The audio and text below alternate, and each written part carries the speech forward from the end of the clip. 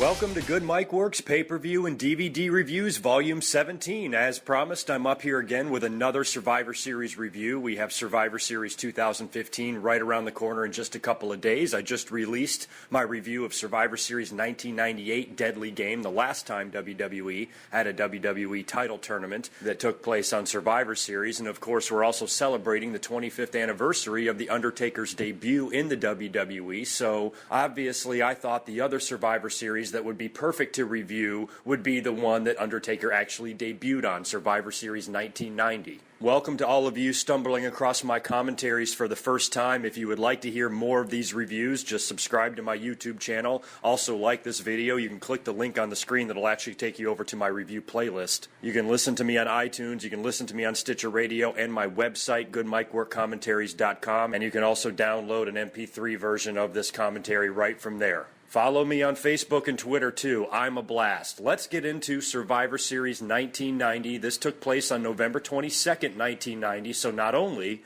is the pay-per-view itself The Undertaker's 25th anniversary, it's the actual date. This year's Survivor Series falls on the same date. The one in 1990 took place on Thanksgiving night. I think this might have been like the last one they did on Thanksgiving night. After that, they started doing Thanksgiving Eve, and then they eventually just moved it to a Sunday pay-per-view. But oh, how I miss these days. I watched this pay-per-view live on Thanksgiving night, as I did just about every single year for Survivor Series. I went a stretch of about 15 years there without ever missing a pay-per-view. It was that crazy. But I sat around and enjoyed being off from school, and I remember I had family in town that were joining us for the holiday and stuff, and it was just a really, I look back on it with fondness. I just remember this show well. Isn't it so ironic that you had two debuts, one of which became so iconic and one of which could have been arguably the worst debut in WWE history? Undertaker, unfortunately, also shares a debut with the Gobbledygooker. And we will talk about the Gobbledygooker, or Gobbledygooker as some people call him, later on when we get into that delightful segment. This pay-per-view also had a Survivor Series first that I really, really enjoyed, and I really wish they would bring back. They never did it again, and it was really interesting. This year they decided to do a Survivor Series match of survival at the very end of the show, taking all of the winners from the matches and putting them in one grand finale match. And I thought that was a great idea. It was something they just tried. Survivor Series was only 4 years old at this point, 3 years old, so they were just giving something new a try. I thought that was awesome, and I can't believe they never brought it back the next year or the year after that. So it was a one-time only thing, but it was really cool because, it set up some really interesting pairings and matchups. And I think it was just WWE's way of having Hogan and Warrior close out the show. Of course, we'll get to that later on. I hope that didn't spoil anything for you. But I'll go through the entire thing here, match by match, and I'll go in order here. Very interesting matches and pairings, like I said, not only in the match of survival, but on the regular card as well. By the way, the show is held at the Hartford Civic Center in Hartford, Connecticut. Gorilla Monsoon and Roddy Piper are your commentators for this thing, and Roddy Piper had me cracking up. He was so hilarious in this thing, trying to keep all his shit together, and he kept saying how he was writing things down and scratching opponents off as they were getting eliminated. At one point during the first match, when someone was eliminated, he was like, "Hold on, Gorilla, let me scratch him off." It was just hilarious how crazy Roddy Piper was being and acting, and he had me in stitches throughout the whole show. But the first match up is one of my favorite Survivor Series teams of all time. It's not the Perfect Team, which was Mr. Perfect and all three members of Demolition taking on the Warriors, the Ultimate Warrior, the modern-day Warrior, Kerry Von Erich, and the Road Warriors, Animal and Hawk. Unfortunately, the Warrior was the only one that actually used Warrior in the WWE. Kerry Von Erich was Texas Tornado, and the Road Warriors were the Legion of Doom. But the team was probably one of the most powerful you could assemble in the 90s in the WWE. Kerry Von Erich had just come into the company, and he was red hot. He was the Intercontinental Champion. He beat Mr. Perfect at SummerSlam. He was launched, to be a huge player in the company. Unfortunately, it never really worked out for him. He had a lot of personal demons, but that's a guy right there where if he could have stayed straight, he had some issues. The guy only had 1 foot, too, for fuck's sake, but if he was able to really keep it together and become a huge success in the WWE, I think a match between him and the Ultimate Warrior, a babyface match at WrestleMania, could have recreated what Hulk Hogan and the Ultimate Warrior had at WrestleMania 6. I really think they could have made it that far had Kerry Von Erich stuck around and both of these guys had a little bit more longevity. But then when you combine also arguably the greatest tag team of all time joining up with them, this was one badass looking team. Ultimate Warrior and Kerry Von Erich, they could pass for twins. Ultimate Warrior might have been a tiny bit bigger, but not much. Plus, they have a ton of history. You know, Warrior worked for the Von Erichs down in Texas when he got his start. So they knew each other. They looked a lot alike. They were both champions in the WWE, both on the same side. And I remember as a young person watching this, you know, wishing that the two of them would have a match one day. But when you look at that team, it looks pretty fucking unbeatable, that's for sure. At least at that time. You know, Kerry Von Erich would eventually decline, but Warrior and Legion of Doom stayed as strong as ever. Now, as far as the match goes, it wasn't bad. Demolition was pretty much on the decline. They were on their way out at this point. I think they were phasing out Axe, Bill Eadie. I think he was going to retire. He just was really struggling. I think he had some injuries and stuff. So, you know, they were trying to get him out of the picture. He was a participant in this match. He did not last long. He got right in the ring, one of the first guys to get tagged in, and Ultimate Warrior beat him with a tackle and a splash in the first couple of minutes of the match. So right off the bat, the Perfect Team is not off to a very good start. And also, you know, you were thinking that they were going to keep Demolition a three-man team and maybe replace Bill Eadie because they started wearing the masks. I don't know if you remember that. As a matter of fact, their promo picture for this match shows them still wearing the masks, but they don't compete with the masks in the match itself. So it was an angle that they just ended up dropping. But I was thinking with the masks, that would allow them to have another guy come in and maybe you didn't know that it wasn't really Axe. But I'm glad they didn't last because these guys already had painted faces. Why are you going to put on a mask? Doesn't make any sense. But anyway, given the fact that Demolition was already on the decline, they had already dropped the tag team belts, they were going to come up on the losing end of their feud with the Legion of Doom. You know, Perfect could have picked a better team, that's for sure. So Axe was out of there right away. Legion of Doom, Hawk and Animal ended up brawling with the two remaining members of Demolition. The referees couldn't control them and ended up disqualifying all four guys. So that left Mr. Perfect all by himself against the Ultimate Warrior and Kerry Von Erich. Now, he is able to convince the Ultimate Warrior to tag in the Texas Tornado, and Perfect ends up beating him. He takes the turnbuckle pad off of the corner, slams Kerry Von Erich's head right into it, and then hits him with the Perfect Plex and pins him, leaving Ultimate Warrior to face Mr. Perfect one-on-one. And not surprisingly, Ultimate Warrior takes Kurt Hennig and hits him with all his goofy-ass fucking moves. Hennig sells him perfectly and gets pinned, and the Ultimate Warrior survives as the sole survivor and moves on to the main event match of Survival. The next matchup is the big one. This is it. This is what we're all celebrating this year at Survivor Series, the 25th anniversary of The Undertaker's debut. He was on the second match on this card as a mystery partner, part of $1 Million Man's $1 Million Team. They were taking on the Dream Team, consisting of Team Captain Dusty Rhodes, Coco Beware, and Tag Team Champions of the Hart Foundation. Pretty crazy when you go back and look at The Undertaker's debut, how many other funny little significant things were going on in this match. First of all, it was significant for Bret Hart. His brother, Dean, had just died the day before of, I believe, kidney failure. He was sick. He ended up dying, I think, right at the Hart House, if I remember right. And he was the first Hart family member to suffer a early death. And I remember it was really sad. And Bret Hart dedicated the match to him. Roddy Piper made mention to it on commentary as well. And Piper, of course, we know was close with the Hart family. So I thought it was cool that they acknowledged that and let the fans know that Bret Hart is out there competing despite the fact that he lost a sibling the day before. And the very first guy that Undertaker ever touches in in-ring competition in the WWE was Bret Hart. He started the match off against Bret Hart. And it was kind of cool the way they started it out. It was like every member of the Dream Team took their shot at him. Bret Hart nailed Undertaker with a few punches, but Undertaker completely shook it off. He then tagged in Jim Neidhart, who took a few shots at him, and of course he shook it off. Then Neidhart tagged in Coco. Coco comes full speed ahead, dives at the Undertaker. He moves out of the way. He clotheslines himself on the top rope, and Undertaker picks him up and hits him with the very first ever Tombstone Piledriver. It was the first time we saw the Undertaker use this move in the WWE. Would have been nice if he would have survived this match. He did not. After everybody, of course, takes their shots at him, they go through a couple of other eliminations. And in typical Survivor Series fashion, you know, some guys are getting pinned incredibly quick with incredibly simple moves. Honky Tonk Man got pinned by a Jim the Anvil Neidhart power slam, which is an awesome move and could easily be a finisher, but a lot of guys were kicking out of it back in the day. And Neidhart went down from a clothesline, a simple clothesline, from Ted DiBiase. Undertaker then finds his way back into the ring, and he eliminates Dusty Rhodes. He climbs up to the top rope, like I said earlier, stands right up there like it's nothing, leaps off, hits Dusty Rhodes with a top rope clothesline. Rhodes goes down, and he gets pinned. Dusty Rhodes was also on his way out of the WWE. So was Honky Tonk Man. Dusty Rhodes would be gone right after Royal Rumble, and I don't remember seeing Honky Tonk Man after this pay-per-view. He might have actually been in the Royal Rumble a couple of months later. I don't remember, but he definitely was in the company much longer after Survivor Series. Now, after Undertaker beats Dusty Rhodes, Dusty rolls to the outside of the ring, and Brother Love starts stomping him and kicking him. And Dusty Rhodes gets up and starts fighting back with Brother Love. Undertaker sees this, jumps down, runs after Dusty Rhodes, attacks him in the aisleway, and the referees count him out. Now, he was not the legal man. He was already tagged out. He was standing on the apron.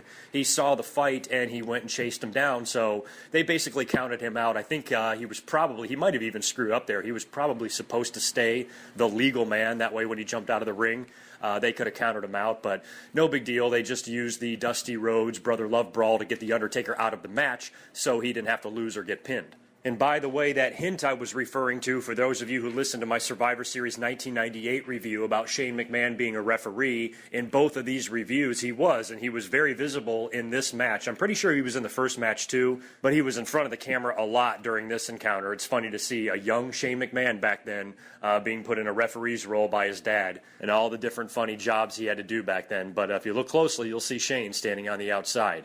After Undertaker's countout, you have a 2-on-1 situation, Greg the Hammer Valentine and DiBiase versus Bret Hart. Hart and Valentine are in the ring. Hammer's got Hart down. He goes to put him in the figure four, and Bret Hart rolls him up into an inside cradle and gets the pin, leaving him versus DiBiase as the final two competitors. And this was one of my favorite parts of the pay-per-view because it was like an actual match. It was just a little tiny one-on-one match that Bret Hart went out there and dedicated to his brother. Where Bret Hart was on the card back then, he was not going to be able to beat Ted DiBiase, but I wish he would have. I think that would have been so cool. He gave DiBiase one hell of a run for his money, and these are some of my favorite times of Bret Hart's in-ring career. I dare say he was maybe at his best right before he won his first singles title, the Intercontinental Belt. Right around this time when he was tag team champions with Neidhart, whenever they would put him in a singles match, he was absolutely amazing. And him and DiBiase put on one hell of a little show for the fans there. DiBiase finally counters a high cross body, rolls through it, and ends up getting the pin on Bret. And Bret sells it beautifully, kicks out late of the pinning combination and just says, "Fuck." He looked legitimately disappointed, but you know inside he was beaming because he put on a hell of a performance. Ted DiBiase, of course, is the sole survivor. He will advance to the match of survival later on in the main event. And that's where the legendary career of The Undertaker started, was right there. And he would not look back. Basically, as soon as he was on the road full-time and on TV a lot, he was over and scary from day one. And it was only 1 year later at Survivor Series, he would get the title shot and win the WWE title from Hulk Hogan after being in the company for 1 year. That's pretty spectacular, and that's something you definitely don't see today. Undertaker, was not a rookie. He had already been in WCW for a couple of years, and he had a few years under his belt.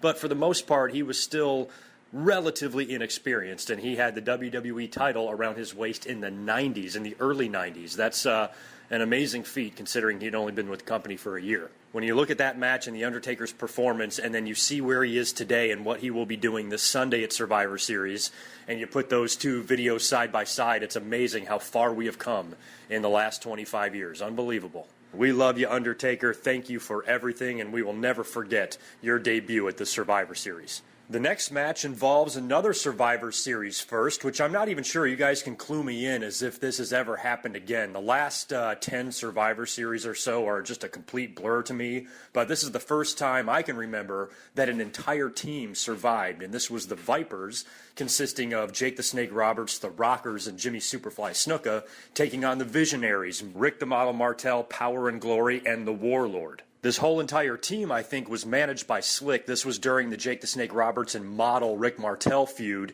when the model sprayed his perfume in Jake's eyes on the Brother Love show. And I remember back watching this angle, and I guess at the time I probably didn't even know that, contacts existed that could alter the way your eye looked. And I guess they put something in Jake's eye that just made it completely white, and he basically had no eyeball. And, that's when he was blind in that one eye. This was the whole feud that led to the blindfold match at WrestleMania 7 a few months later. So One-Eyed Jake has got his work cut out for him, and this was a pretty interesting match in a couple of ways. A few things impressed me, including one really surprising wrestler. You know who impressed me the most in this match? The fucking Warlord. This was around the time when he was really roided up. I mean, he was already a big guy when he was part of the Powers of Pain. And then when they split them up and he went singles, it was like he just ballooned up. He just swelled up. He looked like a cartoon version of Stone Cold Steve Austin. Bald head, goatee, black trunks, black boots, but like 3 times thicker and bigger. And I always thought that he got so big it really hindered his movements, but not in this match. He had a few really impressive spots. Marty Jannetty was the first one to get eliminated in this thing, and it was due to a counter. He jumped off the top rope, and Warlord countered it into a really good-looking power slam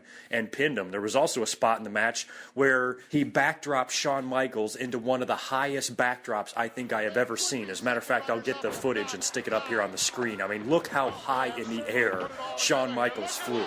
He hit some pretty impressive moves and did some really decent selling in the match, too, so I was pleasantly surprised. I always think back to the Warlord around this time when he went singles as kind of being, a really stiff, kind of lumbering behemoth that really couldn't do a whole lot physically, but he was great in this match. Snuka was the next guy to get eliminated. He was pinned by Rick Martel, and then Shawn Michaels eventually fell victim to Power and Glory's awesome finishing move. They were a pretty short-lived tag team and didn't have a whole lot of success, but man, I was a big fan of their finisher. Hercules would superplex the guy off the top rope into the middle of the ring, while Paul Roma would simultaneously dive onto him in a splash. And they had to time it perfectly, and more often than not, they nailed it to perfection almost every single time, and Shawn Michaels got nailed with a sweet one in this match. So you know what that means. Poor Jake is in there with one eye all by himself to take on the entire Visionaries team. It does not last that long. They don't even wind up pinning Jake Roberts. He actually goes for the snake. And, I don't know if I really approve of the way WWE treated these pythons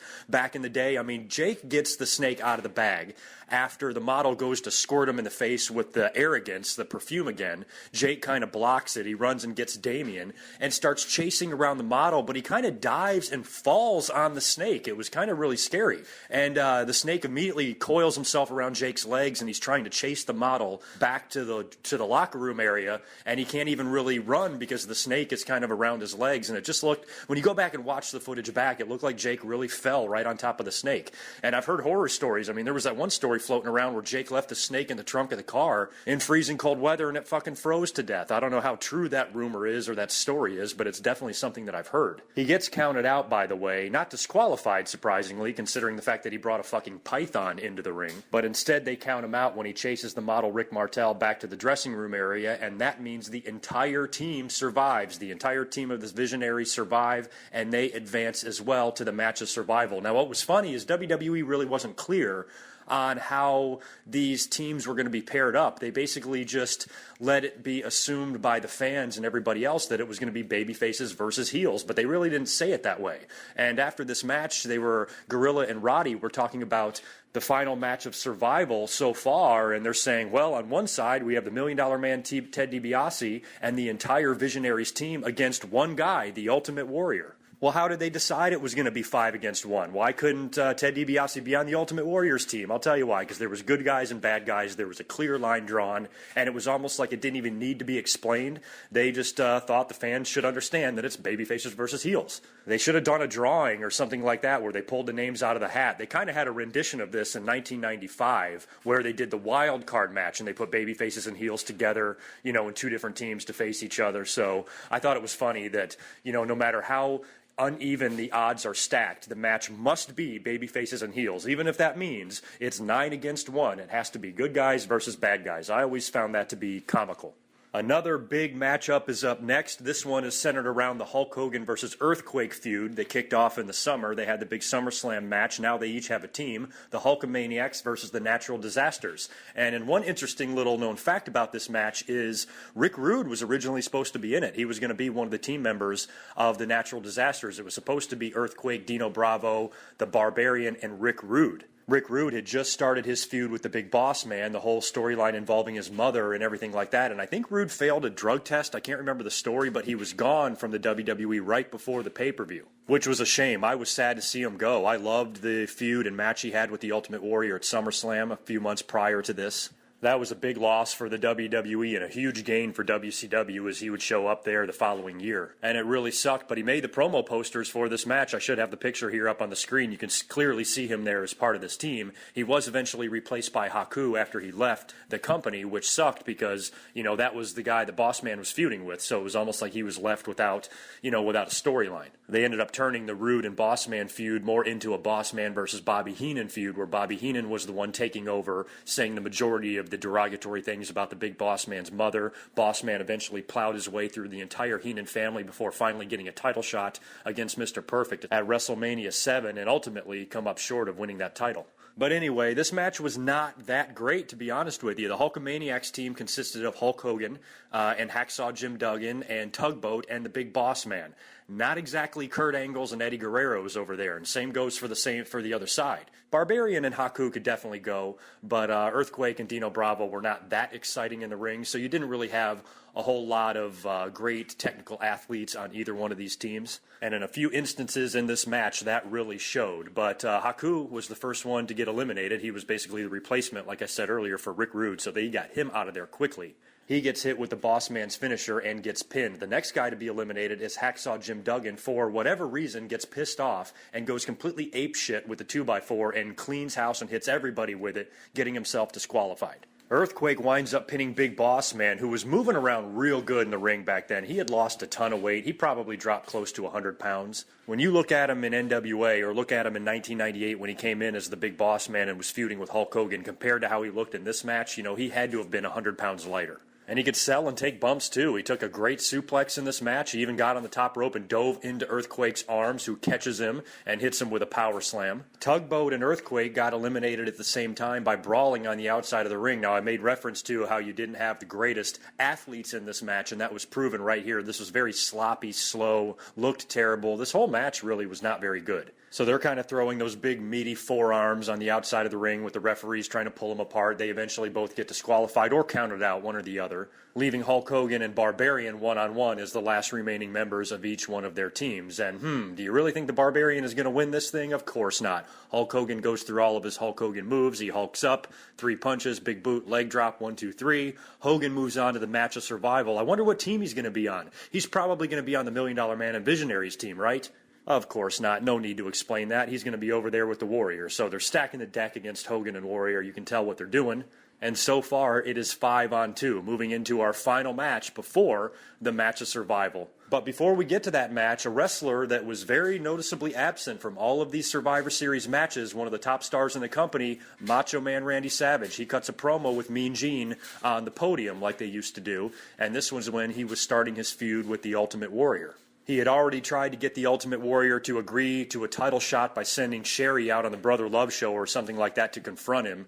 She ends up slapping the Warrior and all of that, and he turns her down flat. Macho Man cuts a promo here at Survivor Series, calling out the Warrior, letting him know he wants a title shot. He actually would never really get this title shot. This would go on all the way up until the Royal Rumble, where he would have another promo, or Warrior would, and Sherry would confront him before the Warrior's big match with Sergeant Slaughter, and he turns her down again, and that's what causes Savage to interfere in the match and help Slaughter win the belt. And Warrior and Macho Man would work Mania with no belt on the line. Instead, it would be their careers. So this was all starting to bubble right around this time at Survivor Series, and instead of having a match, WWE thought Macho Man would be better used just cutting a promo on the Ultimate Warrior. We're now on to the final match before the final match of survival. This pits the Mercenaries versus, get this, the Alliance. 11 years later, there would be another Alliance main eventing Survivor Series, which is kind of strange, but the teams are Captain Sergeant Slaughter, who had just turned into this turncoat asshole Iraqi sympathizer right around the time of the Gulf War. Very controversial character. Everybody remembers that. He's teaming up with the Orient Express, Sato and Tanaka, and Boris Zukov. The Alliance is team captained by Nikolai Volkov, who had recently turned babyface and was now feuding with Sergeant Slaughter. He had Tito Santana and the Bushwhackers on his team. They were really turning the heat up with Sergeant Slaughter, even when he came out to the ring, because he had recently just come back to the WWE a few months before. He was doing vignettes all through the summer, hyping his return, being a heel, and he had just recently debuted in the ring. He and all of his team members had camouflage painted on their faces, and Mean Gene actually interviews them in the aisleway as they're heading down to the ring. and he was giving shit to the troops because apparently WWE was broadcasting the Survivor Series to all the troops overseas because this was Thanksgiving Day, and Slaughter basically cut a fucking promo on him. It was awful. You know, when you look back and think about it and watch him, he's just telling them, oh, I bet you were eating a bunch of shit for your Thanksgiving dinner, and myself and the rest of the mercenaries, we sat down to a big giant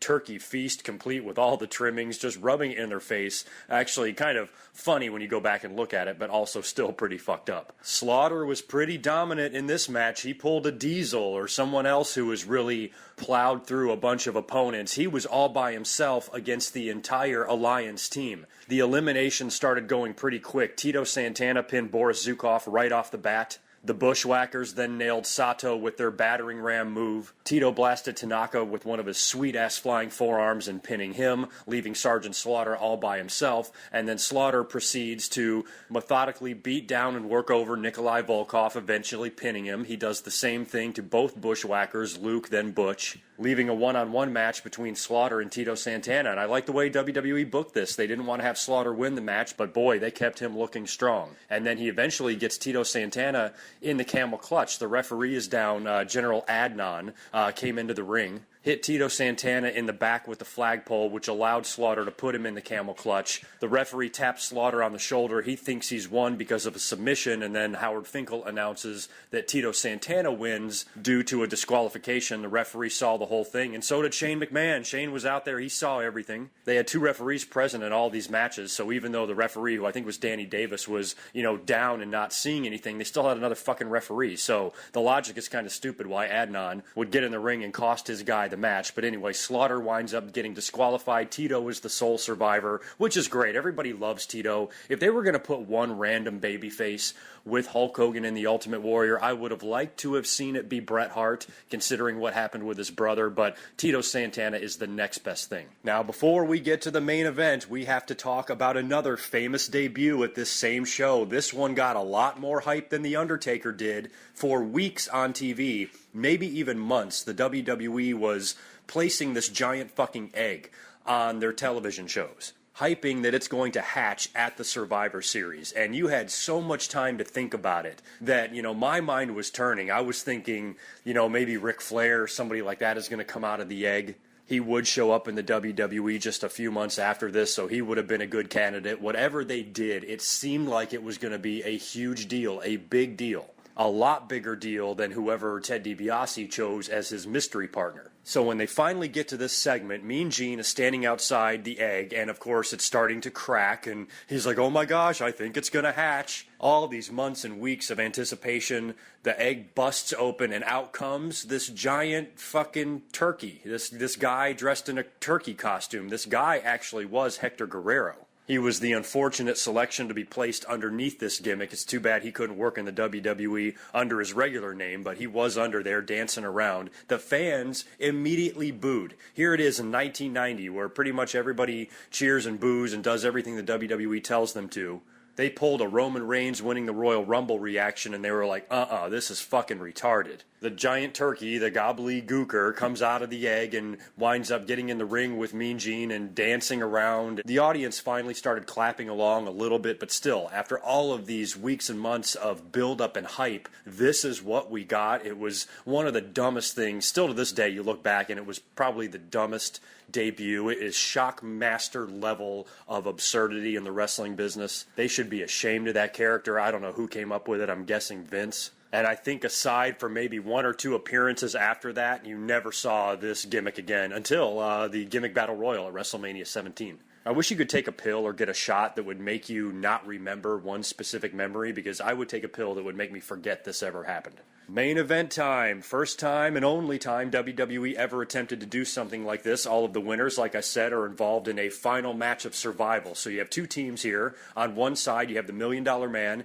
and all four members of the Visionaries team versus the Ultimate Warrior, Hulk Hogan, and Tito Santana. So it's a 5-on-3. Both teams get pre-match promos before the match. Ted DiBiase really acts as the team captain for his team, saying that he's paid everybody off to ensure that they give it 110% to help them win this match. Hulk Hogan and Warrior and Tito say a few words. Hogan was cool. He put over Tito Santana. Hey, me and the Ariba man, we've been here since day one. So, it was cool showing him some respect. They all make their way out to the ring. And in a crazy start to the match, remember how I mentioned earlier, the Warlord, how much he impressed me? Well, he didn't impress me here. He was gone in about 5 seconds. It's funny, the Warlord at one time held the record for the shortest elimination in the Royal Rumble. I'm pretty sure he holds the record for the shortest elimination in a Survivor Series. As soon as this match gets started, it barely even gets started. Hulk Hogan, I think they jump him or something. Hogan just punches him right in the face, allowing Tito to hit the ropes and nail Warlord with his flying forearm finisher and pins him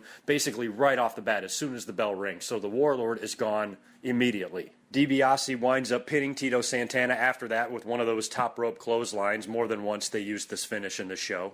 And in another really surprising spot, remember how I mentioned how much I loved Power and Glory's finishing move? Well, Hogan took it. Hercules is probably the only guy strong enough back then to even get Hulk Hogan in a superplex position, but he hits him with the suplex. Roma flies off perfectly and lands on him. Didn't hit it as pretty as the one they hit on Shawn earlier on, but still hit it pretty nicely. And props to Hogan for even taking that move. The problem is he completely no-sold it. He did one of his strong kickouts, completely stands up, impervious to the pain, hulks up, winds up just hitting Paul Roma with a clothesline and pinning him and eliminating him just like that. Rick Martel gets in the ring next, and after being beaten and battered around a little bit by Hogan and Warrior each, he actually bails out and says, "See ya," and just runs away, just gets himself counted out intentionally and walks out of the match, really pissing off Ted DiBiase because he supposedly paid all these guys to help him win. DiBiase shortly thereafter falls victim to Hogan's big boot and leg drop, and he's out of the match, leaving the Ultimate Warrior and Hulk Hogan 2-on-1 against Hercules. A guy that not only was just feuding with the Million Dollar Man a year or two before this. Million Dollar Man tried to buy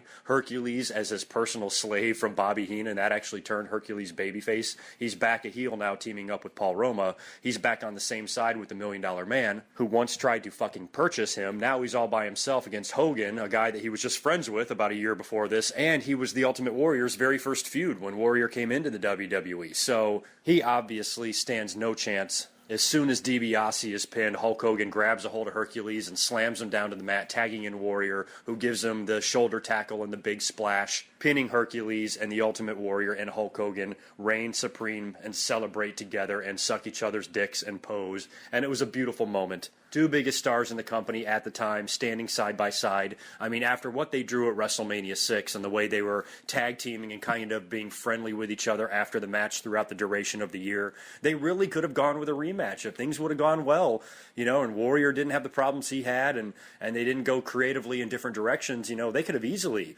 you think about WrestleMania 7 was supposed to be at the Los Angeles Coliseum, but they ended up moving it indoors, supposedly because, Sergeant Slaughter was creating some serious issues, and they were worried about maybe an attack or a terrorist attack of some kind because of the sensitive nature of the storyline.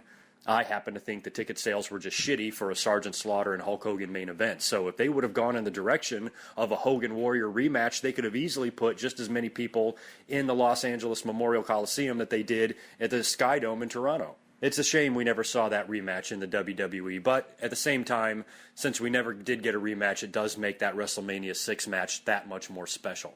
All in all, this was an okay Survivor Series. There were a few interesting moments. It probably isn't on my top 5, maybe not even on my top 10 Survivor Series of all time. But I did like the concept of the match of survival, and it's something I wish they would have brought back, at some point after this. I don't know if you could really do it today's day and age. You could, but it wouldn't mean as much as it would have if they would have tried this like in the mid-90s or something like that. Plus, we'll never forget the significance of the show, obviously, because it was the debut of The Undertaker, and this is what we are celebrating this year, 25 years of The Undertaker. Looking back to this show and his debut, seeing how far he's come, seeing the great career that has come after he was the mystery partner to Ted DiBiase. Thinking back to me watching the show at the time, if you would have told me that guy, that mystery partner, would turn out to be, one of the most significant professional wrestlers of all time, I probably would not have believed it. So if you've never seen this pay-per-view, look it up. Obviously, it's on the WWE Network if you have that. If you don't, I'm sure you can find it online somewhere, YouTube, Dailymotion, places like that. Look it up. Shouldn't be too hard to find. Check it out.